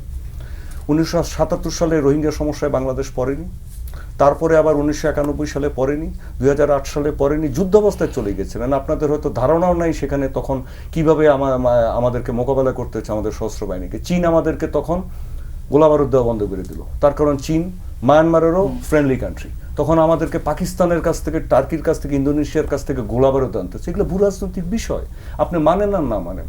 হ্যাঁ, আচ্ছা, তারপরে দেখেন এখন এই যে রোহিঙ্গাগুলোকে ঢুকালো, আমাদের সেনাপ্রধান জেনারেল ওয়াকার কয়েকদিন আগে বলেছিলেন প্রকাশ্যে, is a four star general, mind it. উনি বলেছিলেন যে আমাদের যদি মাত্র 1 স্কোয়াড্রন মাল্টিরোল ফাইটার বিমান থাকতো, 4.5 জেনারেশন বা 4th জেনারেশন, আমরা এই রোহিঙ্গাকে আসতে আমরা ঠেকাতে পারতাম। তার কারণে আমাদের যে পদাতিক ক্ষমতা আছে, পদাতিক বাহিনীর বা আমাদের আর্টিলারির, আমরা সেগুলো দিয়ে মায়ানমারের সাথে যুদ্ধ করতে পারতাম। আমাদের নৌবাহিনীর সক্ষমতাও অনেক বেশি। কিন্তু সমস্যাটা হচ্ছে যে গত কয়েক বছরে আমাদের দেশে, যেমন ধরেন আমরা এয়ার ডিফেন্স সিস্টেম আমাদের তছনছ করে দেওয়া হয়েছে। এখন আমি যদি এই কথাগুলো বলি, আমাদের রাষ্ট্রীয় গোপন কথা ফাঁস হয়ে যাবে। আমি এটা বলতে চাই না, আমি জানি আমাদের কয়টা এয়ার ডিফেন্স রাডারের কয়টা সচল আমি জানি। আমাদের এই কোনো লং ডিস্টেন্স এয়ার সক্ষমতার যে বড় ঘাটতি, ভারতের বাধার কারণে কোনোবার আমরা কিনতে পারিনি। আওয়ামী লীগ সরকারের সময় আমাদেরকে তুরস্ক দিতে চেয়েছে, আমরা পারিনি। আমাদেরকে চায়না দিতে চেয়েছে, আমরা পারিনি। আমাদেরকে আমেরিকানরা আকসা জিসুমিয়া 2টা চুক্তি স্বাক্ষর করতে বলে, যেটা পাকিস্তানও স্বাক্ষর করেছে, ভারতও স্বাক্ষর করেছে।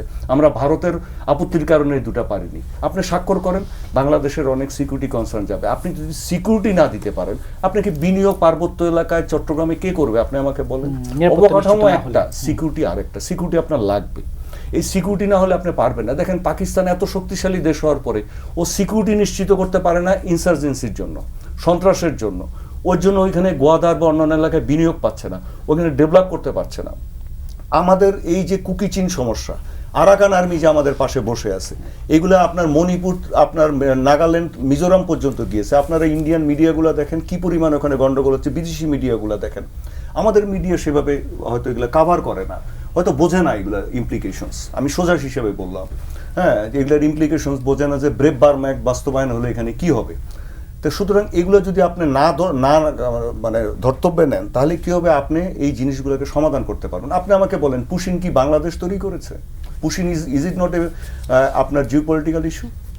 পুশিন কি আমাদের কোনো অবকাঠামোগত ইস্যু? পুশিন কি আমাদের অর্থনীতিগত ইস্যু? বাংলাদেশ এই প্রথমবারের মতো ঈদের ছুটি ক্যান্সেল করে আমাদের 60,000 বিজিবি সদস্য, মানে 60 ডিভিশন বিজিবি সদস্যকে, আমাদেরকে 7 ডিভিশন বিজিবি সদস্যকে আমাকে মোতায়েন করতে হয়েছে। তার সাথে আনসার বিডিকে মোতায়েন করতে হয়েছে, সিভিল অ্যাডমিনিস্ট্রেশনকে মোতায়েন করতে হয়েছে। এবং এইটা ডক্টর তালুকদার মনিরুজ্জামান, উনি জেনারেল জিয়ার সাথে আলোচনা করে যে ডিফেন্স পলিসিটার সূত্রপাত করেছিলেন, সেইটার আলোকে করা হয়েছে। এটাকে কিভাবে ব্যাখ্যা করবেন আপনি? এখন যদি আপনি বলেন যে না, আমার ভারতের সাথে তো সম্পর্ক চলছে, তো পুশিনটা কে করছে? আমাকে উত্তর দেন আগে। 55 বছর ধরে আমি এগুলো দেখছি, আমাকে এই সমস্যাগুলোর আপনি সমাধান দেন, তারপরে আপনি অন্য কথা বলেন।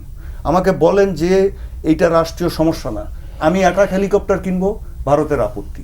ভারতের পত্রিকায় আসে না শুধু, তাদের সরকার থেকেও আসে। আপনি এমন সব কথাবার্তা বিভিন্নভাবে পররাষ্ট্র চ্যানেলে দেওয়া হয়, ডিপ্লোম্যাটিক চ্যানেল দেওয়া হয়, আমাদের মিলিটারি চ্যানেলে দেওয়া হয়, আপনারা কল্পনা করতে পারবেন না। আপনারা জানেন যে 3 বাহিনী প্রধান আমার কোর্সমেট, তা আমি বলতে চাই না যে তাদের কাছে কি আসে, তারা আগে কি ফেস করেছেন। আপনারা শুনলে হতবাক হয়ে যাবেন যে ওদের বাধায়, তাহলে এটি কিসের সম্পর্ক আপনি আমাকে বলতে চান? সেই সম্পর্কটা তো আমাকে কাউন্টার করতে হবে যদি আপনি স্বাধীন থাকতে চান। যদি স্বাধীন না থাকতে চান, আমার বলার কিছু নেই। আপনাকে স্বাধীন থাকতে চাইলে আপনাকে নিরাপত্তা ছত্রছায়া লাগবে, ডেটারেন্স লাগবে। আপনার ক্ষমতা না থাকলে বড় রাষ্ট্রের সাথে, বড় শক্তির সাথে গিয়ে আপনাকে এটাকে বাড়াতে হবে ডেটারেন্সটাকে, যেটা অন্য ক্ষুদ্র রাষ্ট্র করে। সিঙ্গাপুরের কি সমস্যা? সিঙ্গাপুরের armed forces one of the finest in the world. ওর কি জন্য আর্ম ফোর্সেস দরকার? কি যে ওটা কি ভূরাজনৈতিক? মালাক্কা স্ট্রিট, বাংলাদেশের bay of Bengal is a choking point. আপনি এগুলো লক্ষ্য করেন, এর জন্য আমাদের লাগবে। তালপুর টিস্যু কি তৈরি হয়নি? আপনি আমাদের সমুদ্র সীমা নিয়ে ইস্যু তৈরি হয়নি? আমাদের 105টার বেশি সারফেস ফ্লিট নৌবাহিনীর, কিন্তু এগুলোর মিসাইল আমাদেরকে ঠিক মতো আনতে দেয় না। আপনি এগুলো বিশ্বাস করবেন, এগুলো হয়েছে। এখন এই গত 4 মাস থেকে মানে আমার জানা মতে কিছুটা ঠিক করার চেষ্টা করা হচ্ছে, কারণ এগুলো ঠিক না করলে আমি টিকতে পারবো না, আমাকে এটা লাগবে। জি, অধ্যাপক ডক্টর এস এম শামীম ভাই, যে সামরিক সক্ষমতায় ন্যূনতম যে আমাদের মানে একটা জায়গায় যাওয়া, কারণ এটা না হলে আবরুশ যেটা বলছেন সেই জায়গায় আসলে এই সরকারের যে ফরেন পলিসি। দেখুন, আমরা যে আলোচনা করছি বৃহত্তর অর্থে সবই ভূ রাজনীতির অংশ, কিন্তু আমরা যেটা বলবার চেষ্টা করছি বা বোঝার চেষ্টা করছি যে একটা সফর সেইটা দিয়ে বাংলাদেশের বড় কোনো শিফট হচ্ছে কিনা এই ধরনের সিদ্ধান্তে আসা সম্ভব না, এবং সেটা সঠিকও হবে না। কারণ এই দুটো সফর সুস্পষ্টভাবে বোঝা যাচ্ছে যে আমাদের বিনিয়োগ, আমাদের অংশীদারিত্ব বাড়ানো এবং কোন কোন জায়গাগুলোতে আমাদের খুব অব্যবহিত সহযোগিতা লাগবে। এটা 4 বছর 5 বছর আমরা অপেক্ষা করতে পারবো না। আনএমপ্লয়মেন্ট বাড়ছে এবং আপনার শিল্প খাতের অবস্থা ভালো না। আপনি জানেন বিপুল পরিমাণে ঋণের বোঝা আমাদের রয়েছে, এবং আমরা যেগুলোকে মেগা প্রজেক্ট বলছি সেগুলোকে আপনি ফেলেও দিতে পারবেন না, আবার পূর্ণমাত্রায় সেটা থেকে এখন আপনি কিন্তু সুবিধাও সেখানে আনতে পারবেন না। আপনি নিউক্লিয়ার জ্বালানিতে ঢুকে গেছেন, সেখানে রাশিয়ার আলোচনা আজকে আমরা করছি না, সেটাও কিন্তু একটা গুরুত্বপূর্ণ বিষয়। দেখেন, এমনি অন্য একটা প্রসঙ্গ দিয়ে একটু বোঝাই, চীনা একটা গল্প আছে, যারা মরে যায় এরা সবাই ভূত হয়ে আমাদের চারপাশে থাকে, কিন্তু আমরা দেখতে পাই না। তো একটা সিনেমা এরকম দেখাচ্ছে যে আপনার যদি চোখ খুলে দেয়, আপনি যদি দেখেন যে আপনার চারপাশে কেবল অশরীরা ঘুরে বেড়াচ্ছে, তাহলে তো আপনি স্বাভাবিক থাকবেন না। তো নিরাপত্তার ধারণাটা কোনো কোনো সময় এরকম। আমরা জানি, যেটা আবু ভাই বললেন, তার অনেক কিছুর সঙ্গে আমাদের দ্বিমত পোষণ করার হয়তো সুযোগ নেই, কিন্তু প্রশ্ন হচ্ছে যে আপনি নিরাপত্তা অর্থনীতিকে কিভাবে রাখছেন, দুটোকে কিভাবে আপনি একটা বিন্যস্ত করছেন। এই মুহূর্তে পৃথিবীর সবচেয়ে বড় মধ্যস্থতাকারী একটা দায়িত্ব পালন করছে পাকিস্তান, কিন্তু তার গ্রোথ হচ্ছে 3.7, তার জিডিপি 3.7 জিডিপি দিয়ে পাকিস্তান চলবে, সেটা না খেয়ে থাকবে কোনো রকমে। তো মধ্যস্থতা করার বিরাট সামরিক সক্ষমতা, ফিল্ড মার্শাল আসিফ মনিরের প্রশংসায় পঞ্চমুখ সবাই জেডি ভ্যান্স, তা দিয়ে কিন্তু গ্রোথ রেট 6 হবে না বা 7 হবে না যদি না সেই জায়গায় কাজ করে। তো আমাদেরকে এটা ভাবতে হবে যে আমরা যে সময় আলোচনাটা করছি তখন নিরাপত্তা এবং সামরিক সক্ষমতার ধারণাটা একেবারেই অন্যরকম। এই যে যুদ্ধ সম্প্রতি যেটা হলো ইরান, ইসরায়েল এবং যুক্তরাষ্ট্র, সেটা আমাদের যুদ্ধের বিদ্যাটাকেই ভিন্নভাবে চিন্তা করতে হচ্ছে, যুদ্ধের কৌশলকে ভিন্নভাবে চিন্তা করতে হচ্ছে। যে বিপুল সামরিক সরঞ্জাম থাকলেই আপনি যুদ্ধে জয়লাভ করবেন এমন কোনো কথা নেই। এই যে ড্রোনের যে হিসাবটা, এখন আজকের বাংলাদেশ ভবিষ্যতে তুরস্কের কাছে যাবে না চীনের কাছে, চীনের কথা উনি যেটা বর্ণনা করলেন এটা প্রত্যেকেই উনারাও জানেন, আমরাও প্রত্যেকে জানি যে একবারে খুচরা থেকে শুরু করে আমাদের যে মিগ যেগুলো আমরা জেনারেলি বলতাম, এই আলোচনা না করাটাই ভালো, এর থেকে বিস্তৃত অনেক কিছু যে প্রশিক্ষণগুলো, এবং আমাদের যে সামরিক প্রশিক্ষণ কলেজগুলো বা ইনস্টিটিউটগুলো, সেটার আগেও আমাদের চীন থেকে প্রশিক্ষণগুলো আনতে হতো। তো এটার পরেও যে কথাটা শুরুতে উনিও বলছিলেন জনাব কবির, যে আমাদের এখন প্রত্যেককে সামলে চলতে হবে। আমি ভিয়েতনামের উদাহরণটা দিই, তাহলে সহজ হবে। সে তো চীনের বড় অংশীদার, চীনের বিপুল বিনিয়োগ সেখানে, অথচ ভিয়েতনাম ইজ ইকুয়াল টু মার্কিন যুক্তরাষ্ট্র বললে ভুল হবে না। তাহলে কিভাবে? এখানে তো এই কথা ওঠে না। ভারসাম্য আন্তর্জাতিক সম্পর্কের আসলে একটা হাইপোথেটিক্যাল ওয়ার্ড, এটা আমরা ব্যবহার করি জনপ্রিয়ভাবে যে দুটো দেশের মধ্যে ব্যালেন্স করতে হবে। আসলে ব্যালেন্স বলে কোনো কিছু, আপনি কোনো না কোনোভাবে স্বার্থের কারণে কোথাও না কোথাও যান। আমাদের অবস্থানগত কারণের ঐতিহাসিক কারণে এই পরিস্থিতিটা তৈরি হচ্ছে, আমাদের দুর্বল রাজনীতি এবং রাজনীতির সঙ্গে জনগণের সংশ্লিষ্টতা না থাকা। এবং মনে রাখতে হবে যে এই পররাষ্ট্র নীতির একটা বিবর্তন ঘটেছে, সেখানে এখন বিপুলভাবে নন স্টেট অ্যাক্টরসদের একটা মতের প্রতিফলন ঘটে, জনমতের প্রতিফলন ঘটে, প্রযুক্তির প্রতিফলন ঘটে, গণমাধ্যমের প্রতিফলন ঘটে, যেটা আগে ঘটতো না।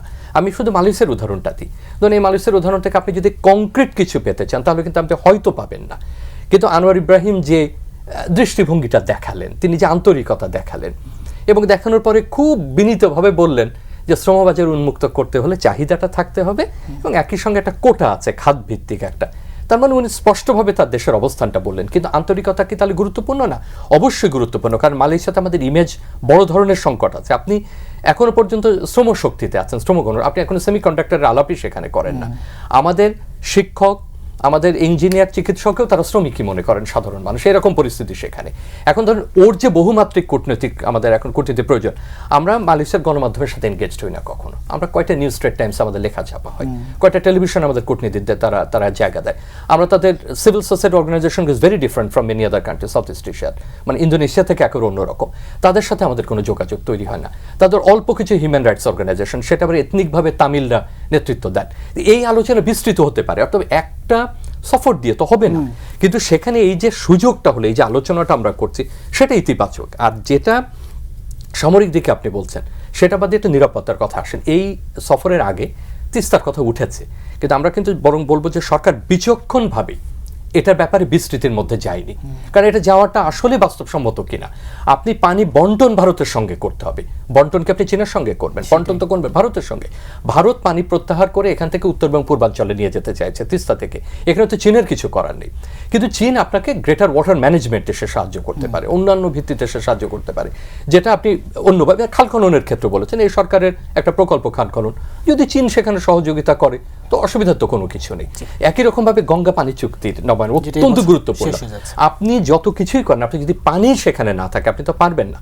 অতএব ব্যাপারটা এর সঙ্গে ওর সঙ্গে ভারসাম্য না, ব্যাপারটা হচ্ছে আপনি যদি ওই কথাই জানতে চান যে কোন দিকে যাচ্ছে সরকার, তাহলে সম্ভবত একটা বহুপাক্ষিক কূটনীতির দিকেই তার মনোযোগ, এবং যেখানে তার প্রয়োজনটা হবে, প্রয়োজনগুলো বহুমাত্রিক, সেইটা অবশ্যই ভূরাজনীতির অংশ। সেখানে সামরিক বিষয় আছে, অসামরিক বিষয় আছে, প্রযুক্তির বিষয় আছে।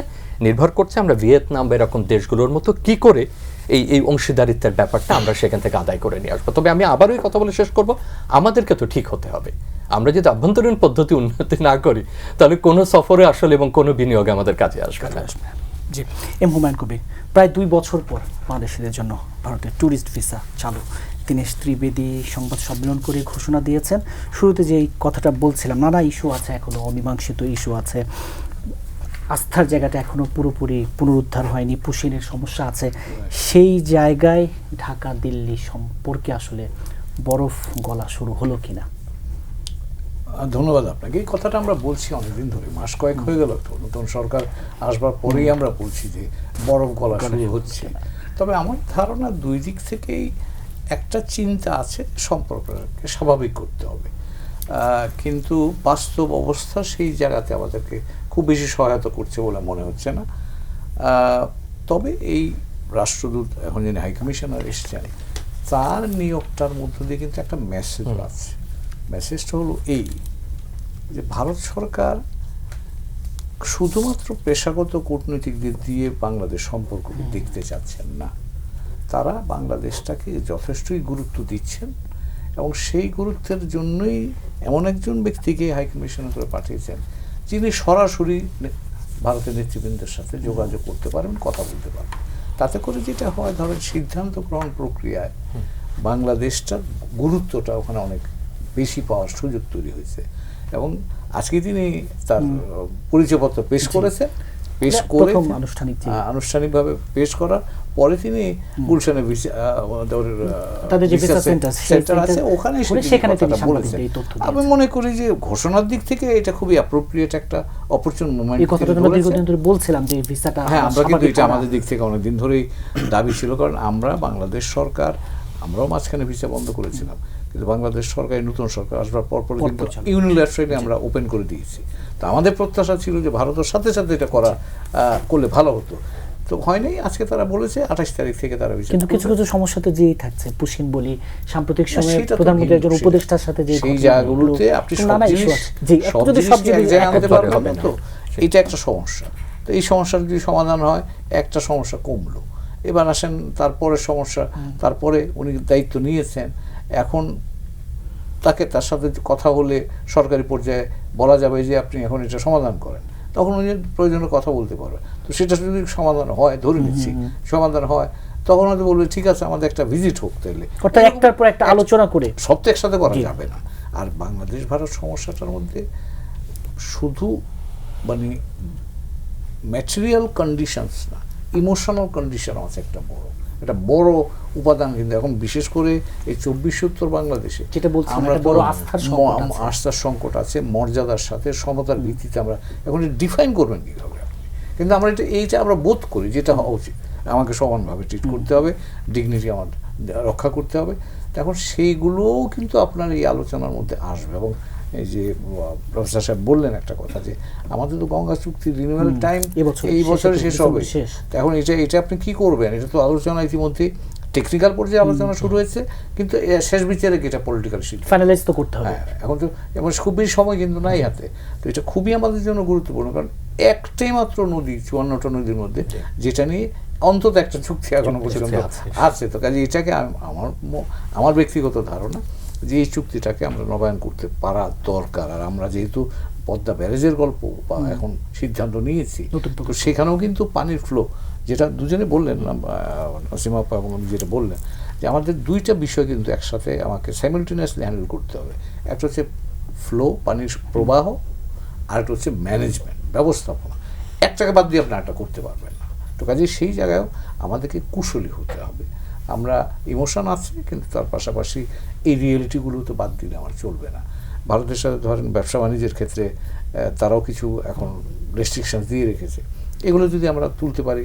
পুশিন ইস্যুটাতে, হ্যাঁ পুশিন তো অফকোর্স পুশিন, এটা তো, এবং এটাও কিন্তু পলিটিক্যালি ডিসাইড করতে হবে। কারণ পুশিন, আমরা তো বিজেপি বিএসএফ ডিজি পর্যায়ের মিটিং হয়ে গেল, কোনো সমস্যা কিন্তু সমাধান কিন্তু পাই। সীমান্তে দিনের পর দিন পাহারা দিয়ে কতদিন? তো কাজেই হ্যাঁ, এটা সারাক্ষণ ধরে আপনি এত সারা বর্ডারে আপনি বিজেপিকে মোতায়েন করে রাখবেন, এই কাজটা তো সহজ নয়। আর আলটিমেটলি এটাকে আপনাকে পলিটিক্যাল ডিসিশনে যেতে হবে।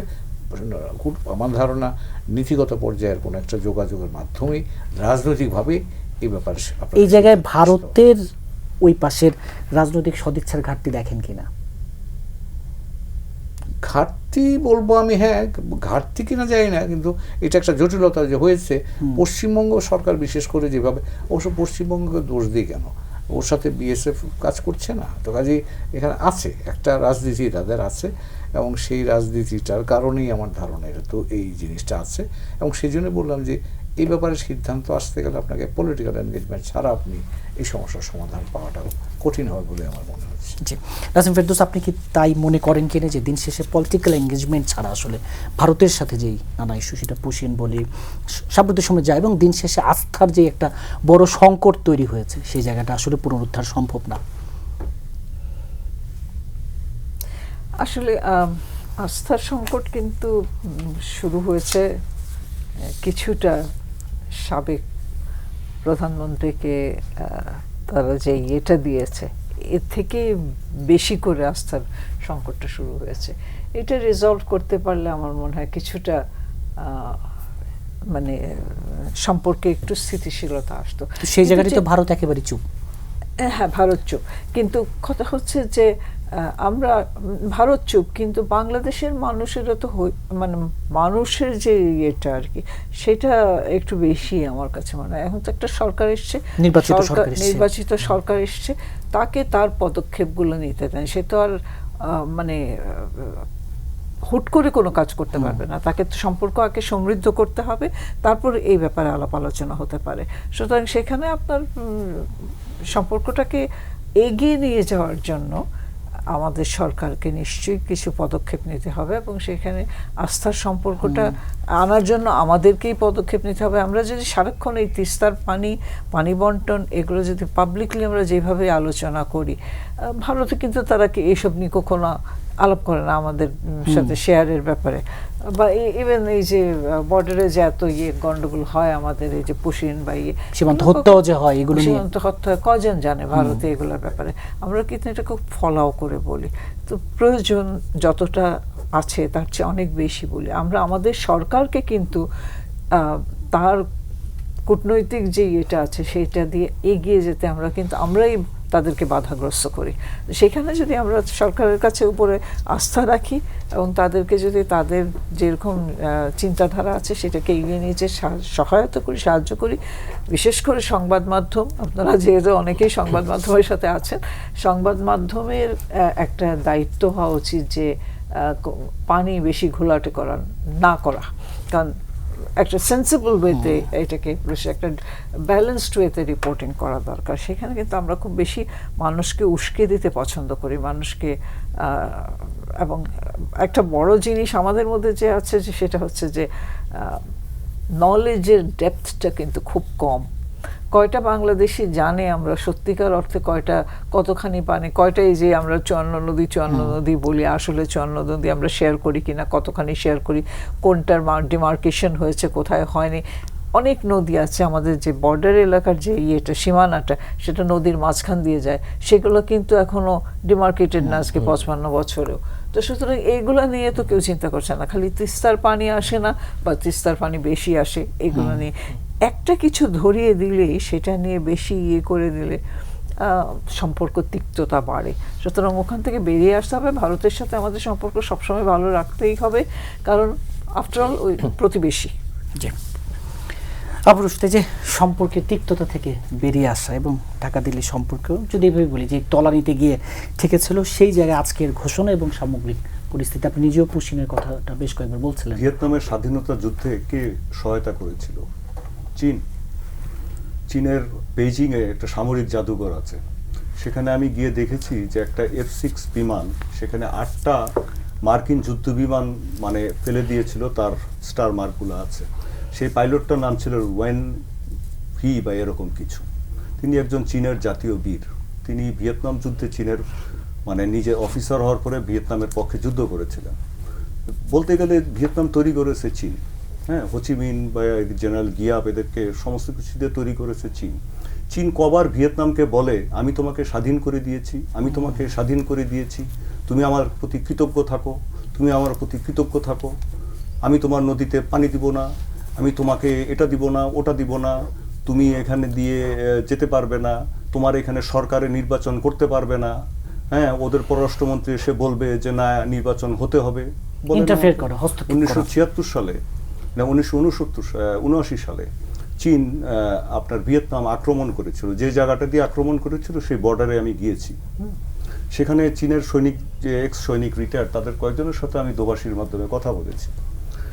চীন ওখানে আক্রমণ করেছে ভিয়েতনামকে। ভিয়েতনাম সেনাবাহিনী কিন্তু চীনকে ঠেকিয়ে দিয়েছিল এবং ভালো পিটুনি দিয়েছিল। তাই আচ্ছা, চীন আর ভিয়েতনাম যুদ্ধ করেছিল কার বিরুদ্ধে? মার্কিন যুক্তরাষ্ট্রের বিরুদ্ধে। হেন কোনো বর্বরতা নেই মার্কিন যুক্তরাষ্ট্র করেনি। মাইলাই হত্যাকাণ্ড, আপনার একজন মানে সাংবাদিক, ফটো সাংবাদিক হেভারলি, মার্কিন আর্মির সাথে যিনি যুক্ত ছিলেন, তিনি মাইলাই হত্যাকাণ্ডের ছবিগুলো তুলেছিলেন, যেটা 1969 সালে পরে আপনার শিমুর হার্শ উনি এগুলোকে বাইরে প্রকাশ করার জন্য বড় অবদান রেখেছিলেন। তো সেই মার্কিন যুক্তরাষ্ট্রের সাথে ভিয়েতনামের সম্পর্ক কি গিয়ে দেখেন। মার্কিন যুক্তরাষ্ট্র ওই যে দানাং বন্দর ভিয়েতনামের, সেই দানাং বন্দরে মার্কিন যুক্তরাষ্ট্রের জাহাজ এসে থাকে, নৌজাহাজ ট্রেনিং দেয় ভিয়েতনাম নৌবাহিনীকে, ঠিক আছে, এবং তাদের মধ্যে একটা সুসম্পর্ক, বাণিজ্যিক সম্পর্ক সব কিছু তৈরি করেছে। পৃথিবী পরিবর্তন হয়, শুধু বাংলাদেশ আর ভারতের সম্পর্ক পরিবর্তন হয় না। আমি 1971 সালে আমার বয়স ছিল 5.5 বছর।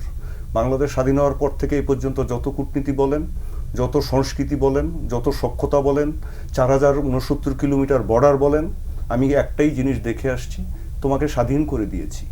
আচ্ছা, যে কেনে ক্রেতা আর যে বিক্রি করে, বিক্রেতা কি ক্রেতার কাছে আপনার কিছু নমনীয় থাকে না?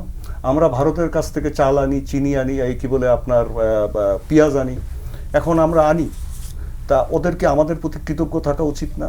নমনীয় থাকা উচিত না?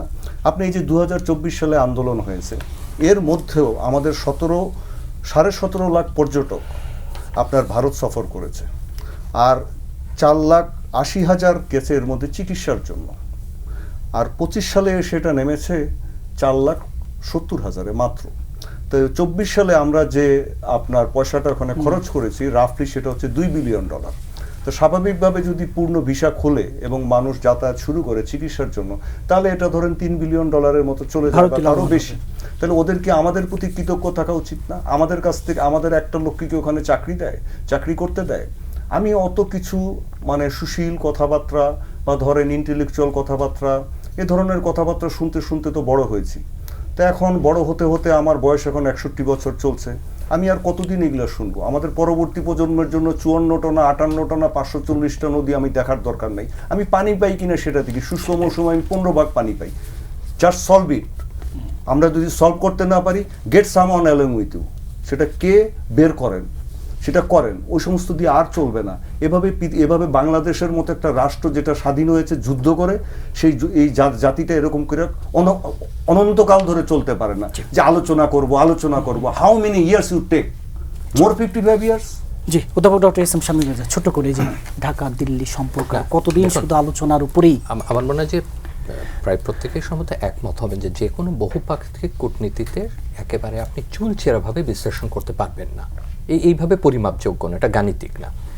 দ্বিতীয় হলো যে আমাদের যে জিওগ্রাফিক্যাল প্রক্সিমিটি ভারতের সঙ্গে আর চীনের সঙ্গে আমাদের কোনো জিওগ্রাফিক্যাল প্রক্সিমিটি নাই, সুতরাং আপনার প্রাথমিক দ্বন্দ্বটাই সেখানে নেই। আপনার ঘাড়ের উপরে আর একটা দেশ, আর চীন এখান থেকে বহু বহু দূরে। তো তার সঙ্গে আপনি যত সহজে বাণিজ্য ইত্যাদি এই বিষয়গুলো সহজে আলোচনা করছেন, ভারতের সঙ্গে আপনি সেভাবে আলোচনা করতে পারবেন না। প্লাস যে ঐতিহাসিক জেটটা আমরা টানি, সেটা আমাদের পরে আরও বহু প্রজন্ম সম্ভবত টেনে যেতে হবে, ভারত ভাগ ইত্যাদি সব মিলে। এখানে দুই পক্ষেরই তো নিঃসন্দেহে ঘাটতি আছে। একটা হলো যে এখানে জনকূটনীতিরও একটা বড় ঘাটতি আছে। আমরা তো আসলে পিপল এনগেজমেন্ট, যেমন ধরুন আপনি যদি দক্ষিণ এশিয়া অঞ্চল এবং আসিয়ান অঞ্চলের মধ্যে তুলনা করেন, আসিয়ানও যে একসময় খুব বড় কিছু করতে পেরেছিল তা কিন্তু না। কিন্তু দেখেন অন্তত ভিসা ফ্রি আসিয়ান কিন্তু ছিল। এক দেশের মানুষ কি সহজে ফিলিপিন্স থেকে আসছে, সিঙ্গাপুর থেকে, তখন তো এরা যথেষ্ট দরিদ্র। আপনি ইন্দোনেশিয়া বা অন্যান্য, ইন্দোনেশিয়াতে আছে, কাজ করেছে। আমি নিজে এক সময় ফোর্ডের ফেলো ছিলাম। আমার ফ্ল্যাটের যিনি কেয়ারটেকার, সে ইন্দোনেশিয়া থেকে আসছে, পাশের ইয়ে থেকে কাজ করে, আবার হয়তো চলে যাই, লঞ্চ যেত এক সময় ওখান থেকে। এই পরিবেশ তো আমরা দক্ষিণ এশিয়াতে তৈরি করতে পারিনি, ভারত পাকিস্তান তৈরি করতে পারিনি, আমাদের সঙ্গে ভারতের তৈরি হয়নি। একমাত্র আমি পুরনো সার্ক বলে বলছি না, ধরুন একটা দক্ষিণ এশিয়ার সংহতির কারণে মালদ্বীপের একটা ফেস তৈরি হয়েছিল, একটা দ্বীপ রাষ্ট্র ভিজিবল হয়েছে যে আমরা আছি। নেপাল ভারতের সঙ্গে তার যে টেনশন তার বাইরে এসে প্রথম প্রকাশ করতে পেরেছে, ভুটান প্রকাশ করতে পেরেছে, এগুলো কিন্তু অনেক বড় মাত্রা যোগ করে। তো আমরা কিন্তু আসিয়ানের মতো ওই বিশ্বাসের জায়গাতে পৌঁছাতে পারিনি। ইউরোপিয়ান ইউনিয়ন তো অনেক পরের কথা, সেগুলো তো আমরা আলোচনা নাই করি। এমনকি আফ্রিকা আমাদের থেকে কোনো ক্ষেত্রে অনেক ভালো অবস্থানে আছে চলাচলের ক্ষেত্রে। তো সেইগুলো আমাদের বিবেচনায় নিয়ে মনে রাখতে হবে যে আন্তরিকতার এভিনিউগুলো আপনাকে খুঁজে বের করতে হবে। ভারতের ডেপুটি স্পিকার আসছেন আমাদের এখানে শপথ অনুষ্ঠানে, খালেদা জিয়া মারা গেলে সরাসরি জয়শঙ্কর তখনকার যিনি সরকার প্রধান তার সঙ্গে দেখা না করে উনি তারেক জিয়ার সঙ্গে দেখা করেছেন। আপনি এভিনিউটা কিভাবে কাজে লাগাবেন? এটা দুঃখজনক যে সীমান্তে আমাদের মানুষ বসে আছে, এর থেকে হৃদয় বিদারক আর কোনো কিছু হয় না। কিন্তু জনকূটনীতির এমন ঘাটতি যে এই চিত্র হয়তো ভারতের দর্শকের কাছে যাচ্ছে না, পাঠকের কাছে যাচ্ছে না, কিংবা যে ফেসবুক ব্যবহার করছে তার কাছে যাচ্ছে না, বা আমাদের এই যে না যাওয়ার যে ঘাটতি, সেটা এটাকে কিন্তু আরো জোরালো করে তোলে। একটা নতুন সরকার পশ্চিমবঙ্গে সে এসে আমাদের উপর একটা শক ইফেক্ট দেখাচ্ছে, সে বাংলাদেশকে একটা সেখানে তুরুপের তাস হিসাবে ব্যবহার করছে। কিন্তু আমার এই চিত্রটাও কখনো ওই পাশে আমি আনতে পারিনি, কিংবা তার মানুষের সাথে আমি কখনো এনগেজ হতে পারিনি। এখানে যেটা উনি একটু আগে বললেন যে ভারতের এখানে যদি গুরুত্ব না দেওয়ার থাকতো, আমরা কিন্তু ভারতের পক্ষে বা বিপক্ষে বলছি না, তাহলে আপনি খেয়াল করুন এখানে যারা হাইকমিশনের দায়িত্ব পালন করেছেন তার পরবর্তীতে প্রায় সবাই পররাষ্ট্র সচিব হয়েছেন, গুরুত্বপূর্ণ দায়িত্বে গেছেন। এখানে সমর সেনের মতো ভেটেরান কূটনীতিক ছিলেন, কিন্তু কখনো একটা পূর্ণাঙ্গ মন্ত্রীর পদমর্যাদার কাউকে পায়নি। তার মানে হচ্ছে চীন সফরকে নিয়েও যদি আমি বলি, চীনের সঙ্গে এনগেজমেন্টে ভারতের আমার মনে হয় না যে খুব বেশি বিচলিত হবার কিছু আছে। আমি এনডিটিভি রিপোর্ট দেখেছি, টাইমস অফ ইন্ডিয়া রিপোর্ট দেখেছি, তারা তিস্তা নিয়ে কি আলোচনা হচ্ছে সেটার ব্যাপারে তাদের একটা আগ্রহ আছে। এই আগ্রহ থাকাটাই তো স্বাভাবিক কূটনীতির দৃষ্টিকোণ থেকে। সুতরাং আমার মনে চীনের ক্ষেত্রে হোক ভারতের ক্ষেত্রে হোক, বিশেষ করে ভারতের ক্ষেত্রে আমাদের এনগেজমেন্টটা সেখানে গুরুত্বপূর্ণ, এভিনিউগুলো খুঁজে বের করাটা গুরুত্বপূর্ণ। একটি বিষয়ে চারজনের মন্তব্য শুনে অনুষ্ঠান শেষ করব। এম হুমায়ুন কবির, শুরুতে বলছিলাম অন্তর্বর্তী সরকারের সময় 1 বছরে ঘুষ লেনদেন 12,633 কোটি টাকা। এই যে সার্বিকভাবে দুর্নীতি বেড়েছে 15.1%, টিআইবির জরিপ। পরিস্থিতি বদল হলো কোথায় তাহলে? এখানে হ্যাঁ, এটা তো ভালো খবর না নিশ্চয়ই, কিন্তু এই বাস্তবতাটাও মানতে হবে যে আসলে তো তখন সরকারের কাঠামো যে খুব ভালো অবস্থা ছিল তাও তো না, এবং কাজে আমরা তাদের কাছ থেকে একটু বেশি প্রত্যাশা করে ফেলেছি। কিন্তু একটি অভ্যুত্থান, তারপর আমাদের এত প্রত্যাশার জায়গা, অভ্যুত্থান এবং প্রত্যাশা দুটোই হয়েছে সত্যি কথা। কিন্তু অন্তর্বর্তীকালীন সরকার যখন ছিল তখনও আমলাতন্ত্রের ভেতরে বলেন, সরকারের কাঠামোর মধ্যে বলেন, আমি নিজে কয়েক জায়গাতে বিভিন্ন সময়তে কথাবার্তা বলা, কাজ করার সুযোগ হয়েছিল। সরকারের কাঠামোর অবস্থা খুব ভালো ছিল। উপদেষ্টারা আমরা দেখেছি শেষ সময় বিদায় বেলায় কিন্তু বলেছেন যে আমলাতন্ত্রের যেই সেটা তো বটেই, সেই কারণে আপনি এই যে দুর্নীতি যে কথাটা বলছেন, এটার যে কাঠামো ভিত্তিক যে আচার বা যে সংস্কৃতিটা ছিল সেটাকে তো নষ্ট করা যায়নি, এবং সেটা এখনো আছে, নাই যে এখন তাহলে চক্র থেকে বের হবো কিভাবে এটার জন্য আপনার এক ধরনের সামাজিক সাংস্কৃতিক বড় ধরনের আন্দোলন আপনাকে করতে হবে, আইন বিধিবিধান যেগুলো আছে সেগুলো প্রয়োগ করতে হবে, সবচেয়ে বড় যে পলিটিক্যাল কমিটমেন্ট, পলিটিক্যাল উইল যেটা লাগবে সেটা থাকতে হবে। সেটা যদি থাকে কমানো যাবে, শেষ করা যাবে কিনা জানি না, ভিজিবলি কমানো সম্ভব। পৃথিবীর বহু দেশ এটা করেছে, সেটা সম্ভব। কাজে আমাদের এই রাজনৈতিক সদিচ্ছার উপরে নির্ভর করে যে আসলে এই বিষয়টা আমরা কত দ্রুত এবং কত সার্থকভাবে সমাধান করতে পারবো। নাসিম ফেরদৌস, এই যে এই জায়গায় রাজনৈতিক কমিটমেন্টটা কতটা দেখছেন এবং যে ভয়াবহ চিত্র উঠে এলো? এটাই তো বড় কথা, রাজনৈতিক কমিটমেন্ট। কারণ যদি আমরা এটা তো একটা ইলেক্টেড সরকার, নির্বাচিত সরকার, এবং এই এত স্বচ্ছ নির্বাচন বোধহয় বাংলাদেশে খুব কমই, কয়েকটাই হয়েছে। বাট এরকম যখন সরকার গঠন হয়েছে তখন তাদের একটা নৈতিক দায়িত্ব হলো যে স্টেবিলাইজ করা সরকারকে, এবং ঘুষের বিরুদ্ধে বা যে দুর্নীতির বিরুদ্ধে একটা ইয়ে করা। আমাদের যে কি আছে দুর্নীতি কমিশন, দুদককে আমরা দেখলাম প্রথম এক সপ্তাহের মধ্যে বোধহয় দুদকের 3 জন কমিশনার রিজাইন করে চলে গেলেন। এই পরিস্থিতি কেন হলো? এই পরিস্থিতিকে তখন কেন থামানো গেল না? এখান থেকে কেন আমরা এই কালচার থেকে কেন আমরা বেরিয়ে আসতে পারি না? যে সরকার পাল্টালো বলেই কি তারা চলে গেল, নাকি অন্য কিছুর জন্য তারা চলে গেল? এই ধরনের আপনি দেখেন রেজিগনেশনগুলা, বা বাংলাদেশ ব্যাংকের গভর্নরের যে পরিবর্তন হতেই পারে, নতুন সরকার এসছে, নতুন একজনকে তাতে পছন্দ মতো বসাতে পারে, কিন্তু এগুলো একটা ডিসেন্সি একটা ব্যাপার আছে, আর একটা হচ্ছে যে একটা নীতির ব্যাপার আছে, যে একটা চাইলে যে সবাইকে বদলে দেওয়া যায় এরকম যে কালচার থেকে আমাদেরকে বেরিয়ে আসতে হবে। জি, আবু রুশদী, যে ঘুষ বলি, দুর্নীতি বলি, এই চক্র থেকে বেরিয়ে আসে এবং টিআইবির যে তথ্য, এটা হচ্ছে আমি ওনার একটা কথার খুব গুরুত্ব দিচ্ছি। এই যে অন্তর্বর্তীকালীন সরকারের সময় একটা সুযোগ ছিল, ওনারা কিছুই করেনি এগুলি করার জন্য। আপনি যে টাকাগুলো পাচার হয়েছে, এই যে বলছে 41 ভাগ বেড়েছে 25 সালে, আপনি এগুলো কাদের? যে টাকাগুলো আপনার এই যে বাড়িঘর বিভিন্ন এই যে আগের লোকজনের হস্তান্তর করেছে, বিক্রি করেছে, ব্যবসা বাণিজ্য আরেকজনের কাছে দিয়েছে, বা টাকাগুলো লুকিয়ে রেখেছিল, এগুলো যে পাচার করেছে ওনারা একটা ব্যবস্থা নিতে পারেনি কোনো জায়গায়। ওনাদের নিজেদের মধ্যেও দুর্নীতি হয়েছে, এগুলো অনেক যথেষ্ট অভিযোগ হয়েছে ওনাদের লোকজনের মধ্যে, কর্মকর্তাদের মধ্যে, উপদেষ্টাদের মধ্যে এগুলো হয়েছে, এগুলো করতে পারেনি। এখন যে আবার আরেকটা সরকার আসছে, এই 4 মাসেও কিন্তু আমরা এমন কোনো কিছু এরকম বড় কোনো পদক্ষেপ দেখছি না এখন পর্যন্ত, যে এই সমস্ত বিষয়ে কোনো একটা কার্যকর ব্যবস্থা নেওয়া হয়েছে। তো এরকম করে কতদিন চলবে? এই জায়গায় যে আমলাতন্ত্রের কাছে এক ধরনের অসহায়ত্বের জায়গাটা, আমলাতন্ত্রের কাছে অসহায়ত্ব যদি থাকে তাহলে এদেরকে ভোট দেওয়া হলো কেন? মানুষ তো আমলাকে ভোট দেয় নাই, নিঃসন্দেহে মানুষ এনাদেরকে দিয়েছে। এনাদেরকে এটা করতে হবে, এত বললে তো হবে না, they have to do it. তাদেরকে এটা দায়িত্ব দেওয়া হয়েছে, এতদিন পরে তারা জনসমর্থন নিয়ে আসছে, তারা করবে। সেটা কিভাবে করবে? তারা যদি এগুলো এরকম করে ডিলে করে আর কতদিন আমরা দেখব? জি, অধ্যাপক doctor S M Shamim Reza, ছোট্ট করে আপনাদের শুনে শেষ করুন। এখন তো সরকারের, এখন যে রাজনৈতিক সরকার, তাদের তো অবশ্যই তাদের উপর দায় বর্তাবে এটা দেখা। বিরোধী দল তো ন্যায় নীতির কথা বলেছে, ন্যায় সমাজ প্রতিষ্ঠার, এবং পার্লামেন্টের স্ট্যান্ডিং কমিটিগুলোর এখন যে বন্টন, সেখানে তো বিরোধী দল আছে। তো দেখা যাক যে তারা এটা তদন্ত কি করেন। আমরা আগের আলোচনা দিয়ে যদি শেষ করি, চীন আপনাকে লোন দেবে কিন্তু আপনি দুর্নীতি করেন, আপনি কাজে লাগাতে পারবেন? শেখ হাসিনার সময় বাজেট সহায়তার জন্য কিন্তু চীন গিয়েছিলেন, এবং চীন সেটা দেয়নি এই কারণে যে বাংলাদেশের রিপে করতে পারবে না, কারণ তার আভ্যন্তরীণ অবস্থা ভালো না। তো সেই কথাটি যেন আমরা স্মরণ রাখি, যে সফট লোন পেলাম কিন্তু সেটা ব্যুরোক্রেসি আছে, সেটা বিভিন্ন মাঝপথে ফাঁকফোকর তৈরি হলো, সেটা হলে তো আপনি কোনোভাবেই এগোতে পারবেন না। আপনি যে অংশীদারিত্বের কথা বলছেন সেটাকে কাজে লাগাতে হবে। মালয়েশিয়া শ্রমবাজার, এই আলোচনা তুলতে চাইনি, সেখানে তো নেক্সাস আছে, সেই আলোচনা তুলে আমাদের জন্য খুব একটা শোভন হবে না। আর শুধুমাত্র আমাদের প্রধানমন্ত্রী গেলেন, আরন ইব্রাহিম আমাদের প্রতি অসাধারণ আন্তরিকতা দেখালেন, এটা দিয়ে কিন্তু মার্কেট ওপেন হবে না সেখানে, কারণ এর মার্কেটে নিজের লজিক আছে, নিজের প্রিন্সিপালস আছে। সবসময় কিন্তু স্টেট ইন্টারভেনশনে শ্রমবাজার চলে না, এবং দক্ষিণ পূর্ব এশিয়া সেভাবে হয়তো চলেছে প্রথম দিকে, কিন্তু এখন থেকে হয়তো আর এইভাবে চলবে না। তো সবকিছু মিলে আমি মনে করি যে আমাদের সৎ হতে হবে, আমাদের চক্র থেকে বেরিয়ে আসা, এটা থেকে বেরিয়ে আসা, এবং একই সঙ্গে যে আলোচনা করছিলাম, সরকার প্রধান গেছেন, আমরা সাফল্য প্রত্যাশা করি, আমাদের জন্য ভালো বার্তা বয়ে আনুক। এবং খালেদা জিয়া 9 বার গেছেন চীনে, তো একটা পর্যায়ে আসতে গেলে আমি ধরে নিই যে জিয়া রহমানের সময়টা সহ এত সহজে তো একটা বিষয় পরিবর্তন হয় না।